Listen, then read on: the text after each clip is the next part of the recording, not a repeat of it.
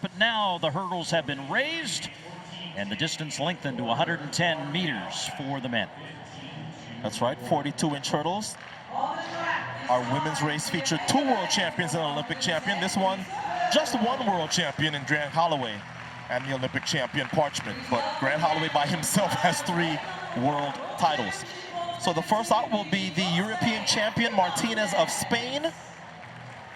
He's run 13.14 at his best. Next out, Trey Cunningham, the Florida State alum. You know, this conversation, these guys are all wanting to test this track now because just making the U.S. team is going to be difficult. Yep, and Cunningham got world silver on this track when this facility hosted Worlds. Cordell Tinch, who made the U.S. team last year, will be in lane 3.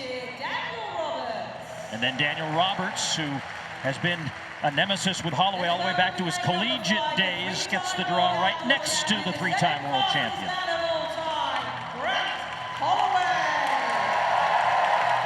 When you have 3 world titles, and he reminds me he has 2 indoors, so he really has 5, you get that kind of reception.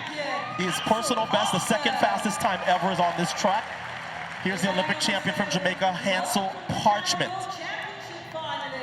Shinsuke Izamiya, 24-year-old from Japan, had a nice run in Budapest, got to the final and finished in 5th. Freddie Crittenden made his first U.S. team last year, and that then got all the way to the final, finishing in 4th at the World Championships.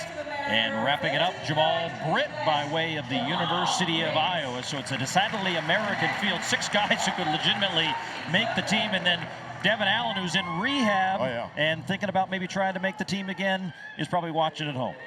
The world lead is 13-11 by Daniel Roberts. I would be shocked to see that survive. The last race had a little bit of a headwind, as I recall, and that's perfect for the hurdlers who don't want that big tailwind pushing them into the hurdles. But we have a fine matchup here. World champion versus Olympic champion, and a lot of guys who have made a lot of teams to their left and right. Another one of our great matchups between a reigning Olympic champion in Parchment and a reigning world champion in Holloway. They are in 6 and 5 for the 110-meter hurdles. Holloway quick there, and he is already out and away from the field, looking and drive away from everyone.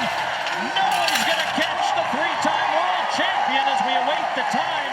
13:05 into a little bit of a headwind, and you start sending messages about this time, and he just sent a message to the reigning Olympic champion. Listen to that crowd. They know what they just saw. World leading time 13:03 officially now for Grant Holloway.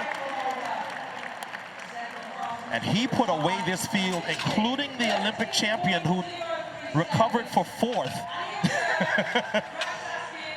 So Grant Holloway's in the yellow, 4th. Well, actually, he's dead center. 4th is left, 4th is right. This was not close. He started to give it back a little late by getting high over those last 2 or 3 hurdles, but no contest.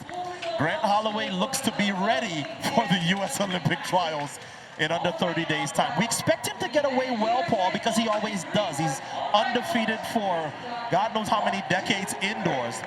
This is the part of the race that he has to be perfect in if he is going to be Olympic champion for the first time. He did get the silver last Olympics in Tokyo. And I love the line you use in our production meetings when we talk about sort of favorites in different events and whether they make a team. Is 3 people ain't beating him. No, 3 people ain't beating that. You just got to make sure you don't trip over any of those hurdles. Well, Grant Holloway returned to the side of one of his 3 world titles, but he is firmly thinking about Paris as he takes the victory here in the men's 110-meter hurdles.